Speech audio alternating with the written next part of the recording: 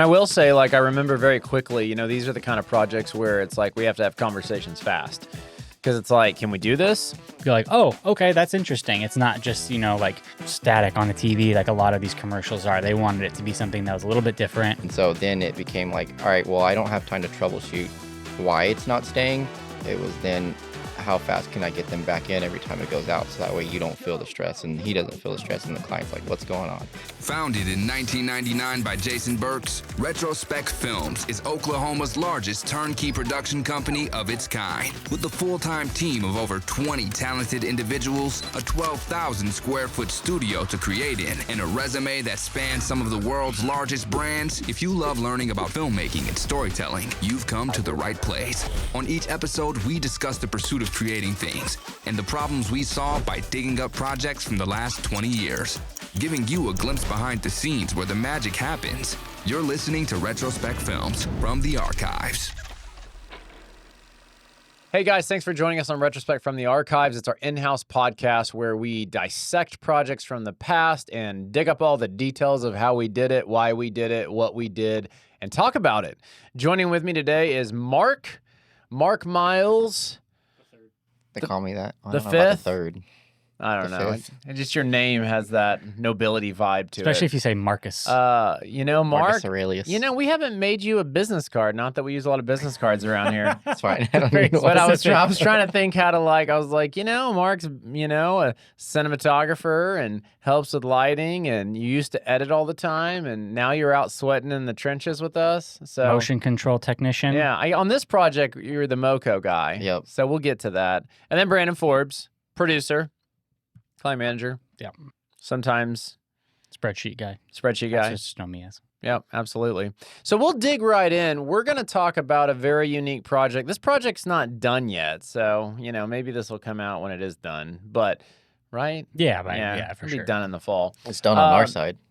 We're no, done. We're doing I'm- some of I'm the done with effects, it. but the It's like, shooting part's done. I'm done.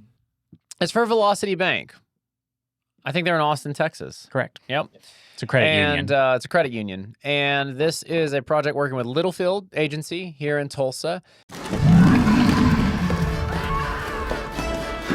Way past time to get that bigger home? Then it's time for Velocity Credit Union. For savings, spending, mortgages, life. Come on. Please. Ugh. Need a new car? Then you need Velocity Credit Union. Wow. For savings, spending, auto loans, life. Nice. When you make purchases with your free Velocity Rewards debit card, you earn points for dining, travel, and so much more. Velocity Credit Union. For savings, spending, rewards, life.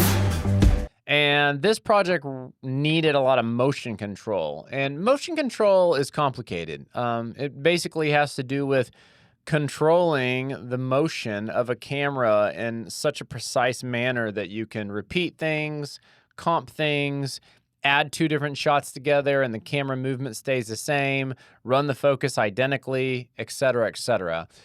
So this project had a handful of scenes. I believe it was 3 scenes. Yep, 3 commercials, 3 and 15s. 3 15-second spots, and one in a car, one in a not a hotel, House? house / just all house. Apartment to house. Yeah, house apartment. And then the other one was Grocery Pool store to to pool. a resort, pool to grocery store. That's right. So let's just start at the beginning of this project, Brandon.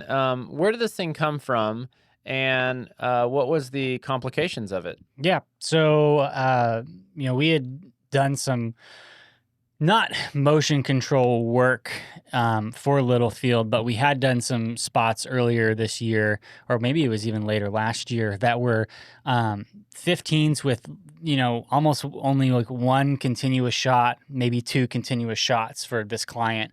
And that kind of led them, I think, maybe to come up with this creative for Velocity, which essentially was 1 shot, but it's showing essentially like before and after. Mm-hmm. So, old car to new car, using your bank card at a grocery store to earn points, and then using those reward points to go somewhere, and then like old cramped house / apartment, kind of looking to like much nicer, larger space. All basically showing, hey, if you come and use our bank, we're going to help you with these lifestyle choices or, large purchases that you would be making in your lifetime. But the whole point of these is they wanted to be like essentially seamless 15s, but with 2 scenes. And the best way to do that, and almost the only way to do that properly, is with some sort of motion control that has repeatable moves, that is tells the story in a way that makes the viewer kind of be like, oh, okay, that's interesting. It's not just, like static on a TV like a lot of these commercials are. They wanted it to be something that was a little bit different. And so it kind of requires a little bit more from our team than we would like normally do, where you show up and, for 15 or 30-second commercial, you'd shoot 5 or 6 different scenes and cut it together. But it was one 15-second shot that needed to have 2 scenes in it that seamlessly transitioned into each other. Yeah. And I will say, like, I remember very quickly, these are the kind of projects where it's like we have to have conversations fast. Yes. Because it's like, can we do this? We're not big on saying we can do things that we can't do. This one's still to be determined. Just kidding. No, I think that, I love cinematography and I love practicality in filmmaking. It's probably because I am 41 and not, 21. But, there was a time and day where if you couldn't do it with the camera, then it couldn't be done. That's not always the case now, and there's environments in which it can all be in the camera, where it can somewhat be in the camera, and where none of it's in the camera. And so this one, we were mostly looking at a little bit of a hybrid, where it's mostly in camera with a little bit of composition that would go on in post. But you and I went through a lot of iterations of things. Like, we were like, I think we need like a robot to do it because we really need to reach over the hood of the car. And I was really struggling with like, we need to see the whole car and then we need to get all the way into the face. And there's really no way to do it without like a techno crane, but techno cranes aren't motion controlled. XR wall. XR wall, just like a bazillion different ways to approach this. And honestly, I still feel like there was 3 or 4 ways to do this. So some that cost. Yeah, and that was a limitation. I mean, I do think our budget was like, okay, it wasn't like it was awful, but it was definitely like very small compared to like a big XR budget with a techno crane, et cetera. Yeah. We do have a motion control rig. Ours is simple. Primary axis. I guess we can do what? I think we can do up to 8. Up to 8. Okay. Different That's pretty motors. Cool. But we can control focus. We can control zoom. We can control pan, we can control tilt, and we can control movement on track. And I think, can you control Dutch? Yeah, you can control roll. So, so a lot of stuff. So then we were like, okay, inside the budget with the realities of the motion control rig that we have, what can we do? And that did bring some questions of like, what kind of car, what kind of location, what kind of house. The pool one, I think, was a little bit easier, in my opinion. They kind of had 3 stages. I feel like the pool and like the grocery store one was probably right in the middle. I feel like the easiest was the apartment to the house. Apartment was easy. Very just linear move. Yeah. Back to back. Make sure the camera's moving at the same speed. Make sure the houses, that the couches back out to each other. They look nice. That one was very simple. And then the car one, which we ended up not even using the full rig. We still used the Fizz, but we ended up renting massive lens to essentially do like a huge zoom. Mega zoom. And then also did an option where we put it on a doorway dolly and did a push that way. Yeah. So, Mark, let's talk a little bit about this Moco rig, because this is something, I feel like you've done we haven't been able to use it a lot, but you have done a good job at understanding it. And I think the one thing that we've realized, at least we think that's true. Brandon, we haven't seen the spot yet, so Brandon we don't know. says you have. Talk just a little bit about it, because, I know that we used it a long time ago shooting McDonald's pies. Yeah, we had rented it like from Dallas. It was 2018 because I just got that spot sent back to us or something. And I remember we were doing that small little motion control of opening McDonald's apple pies. And, it has its unique environments that it does well for. But just kind of, first of all, just explain it physically. Like, what the heck is this thing and what can it do? Yeah, so the Cine Shooter, is basically a motorized dolly, or at least our version is, that we can put a cinema camera onto it, and we've got the bigger package, so it can hold that and the lenses. But basically, like you said, it's all motored and timed out, and we can get it very precise of like where we want it to end, start. Somewhere in the middle, we want it to do something with the focus or whatever. We can get that all dialed in nicely. Um, and we haven't really this would be our first like major shoot with it. Like we've done little test shoots and things like that, like Mazios or anything. We did a Hilti thing. Yep. The Um, Mazio shot made the commercial. Yeah. yeah, it did. Yeah, Yep. and so like we've had little stuff, but nothing to really like utilize it and see what it's capable of. Mm-hmm. But yeah, I've been messing with it in my free time, trying to understand it. So when we did need to do something like this, I could be ready and not be like, I don't know, Yeah. try it. So Talk a little bit, obviously there's multiple ways to control it, etc. There's curves, there's programmability, there's recallability. Talk a little bit about some of that stuff, because I know even on the shoot, like obviously I was like trying to look over your shoulder and understand as much as I could so that I wasn't like a nuisance and I could be helpful. But talk about the reason behind some of its capabilities, and then maybe even specifically in this one, how it translated. Like, for example, in the house one, like why was it a value for the camera to be moving at the same speed? And could you recall that speed and when we move locations and Yeah. reset up and all that stuff? yeah, so the device itself can be controlled by uh, 3 different applications. One's a computer. You can load it up on a computer and you connect to it. It's got its own Wi-Fi. We can connect to it from the computer, or you can do from your phone or iPad. They have a app for the App Store. And we were using, because of how mobile we were using the iPad on the shoot. And so, like you said, the curves, it's kind of daunting to look at your first go, especially if you're overlooking. It's like watching someone in After Effects, kind of, you got the curves, and basically that's your time and how smooth the move is and whatnot. But yeah, so we needed to get from one end of the room for the house scene, let's say, to the other end. And it had to be, I think we tried to get around 12 seconds, I think, to give us I think some. that's It's like right. 6 seconds per house. Yeah, and Yep. so the benefits of it all being programmed and in its own little, I don't know, arena, like it has its own Wi-Fi, so it can save it. We're not relying on other stuff. And so when we change locations, what we had already previously saved for the first location, we're just literally copying it at the second location. So since we could save it, we just move the track, make sure it's set up in the right spot, Mm-hmm. turn it back on, and theoretically 90% of the time it was, still there, still correct. We ran tests and whatnot, to make sure. But yeah, it's pretty awesome being able to just plug in, get it calculated once, and then redo it over and over again, so it's the exact same every time. And then at that point, and then it's all right, so it's not us, it's now the actors have to hit their marks and do all Yeah. that stuff. And so Yeah. But if we want to do a lens swap, yeah, if the lens swap is a little different, because different gears, they throw different, and so you have to redo your in and out points and stuff like that. And so, but that doesn't take too much time at all. Depending on how much ask of a change, it could be like 5 minutes or it could be 2 minutes, and so I thought it went great and it was nice to use. Yeah. Yeah, I'm kind of curious, which I know the answer, but I'd like to hear it from your perspective. What do you think the key is in being successful with motion controllers? Like, I feel like there's a lot of juggling parameters that are involved, but like having touched it a few times now, what are your feelings in that regard?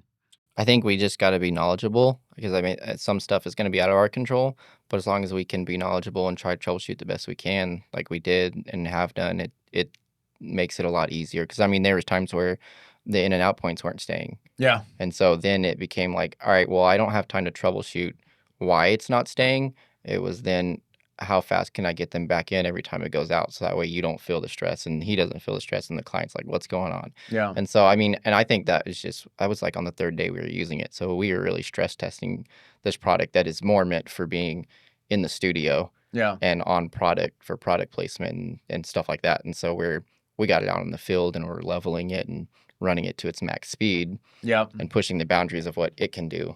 And so I think, just being knowledgeable with it and Yeah. using it, the more we use it, the easier it'll be to troubleshoot. I think that it's funny. Filmmaking is such a weird sport in which there's even people that have worked in it for 10 and 20 years. can have this like bizarre false perception of what they think they want or how they think it can be accomplished. And even we can be that way. You know, like it's funny when we were talking through theoreticals and shooting stuff on our phones and stuff. It's amazing how much you can be like, no, like this stays the same. And like, I think we even sort of ran into that in the grocery store with the back of Shelly's shirt. And I don't remember who brought it up. I think it was Rocco, was like, hey, like we need to, like, don't we need to make sure that that's like full frame? And I remember like kind of being like, yes, we do. Yeah. And like somehow it's like it's funny, like you just get lost in There's all the so much things going on. Yeah, and so then we were like, oh yeah, let's make an adjustment for that, knowing we were shooting an 8K, which is helpful, but still I don't like to rely on resolution. But that was a critical thing. And what was funny is when you look at even the match cut between the shots, because we made them later, that it actually, even her shirt folded correctly. Yeah. And the shadows were pretty close. And what was interesting about it is that I think motion, not always, but I think motion controls and visual effects, I mean, yes, at a Hollywood level, photorealistic, absolutely perfect, your mind is blown. We function in a place often where we don't have that kind of money, time, or budget. And so we're almost more like illusionists. Like our job is to like eliminate as many of the variables that give it away as possible and perfect as many of the variables as you can so that the audience fully believes or gets it.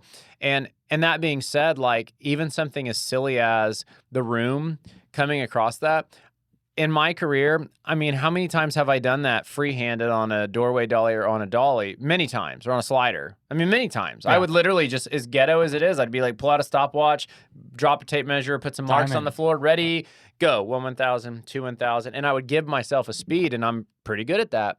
But if that speed isn't exactly perfect, that's another variable in the psychology of the audience when they watch it that they go, something. It was slower and then it was faster. Yeah, it didn't feel something's seamless. off. It didn't feel seamless. And so like, identifying where tools like this rig can really shine. Because I guarantee you, I mean, I can't remember if we comped it.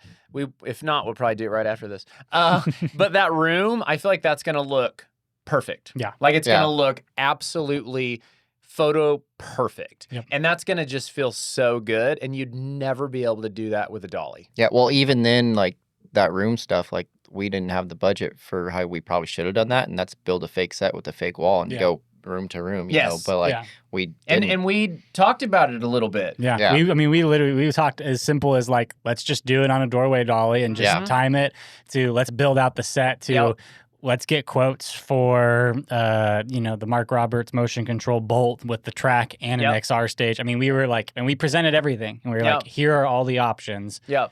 Here's the pros and cons for each of them. And then we were like, okay, this is what time allows. Here's what budget allows.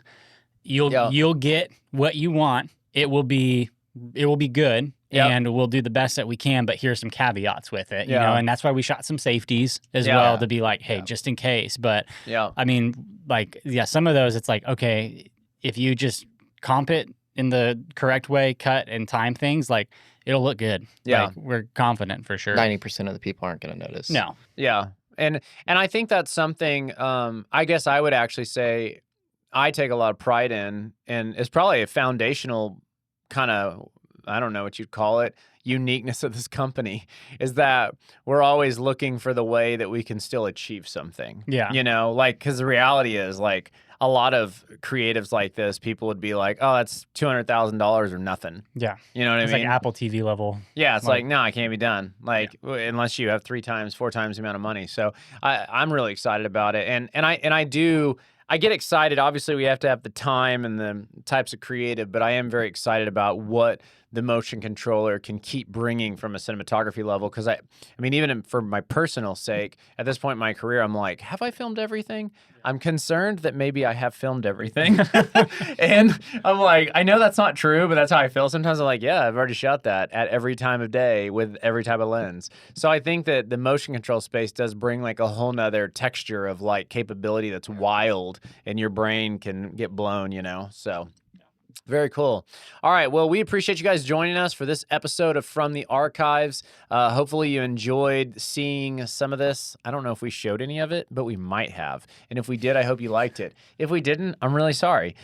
You can check out any of our other episodes. We have over 50 in our season 1, and then we have about I think 15 or 16 or 17, somewhere in that space in our season 2, which we're in right now. So you can find them on our website, retrospecfilms.com, or you can go to Apple Podcasts, Spotify, probably all the places you might listen to a podcast. We appreciate you guys being here today, and we'll see you on a future one. Bye. Later. See ya.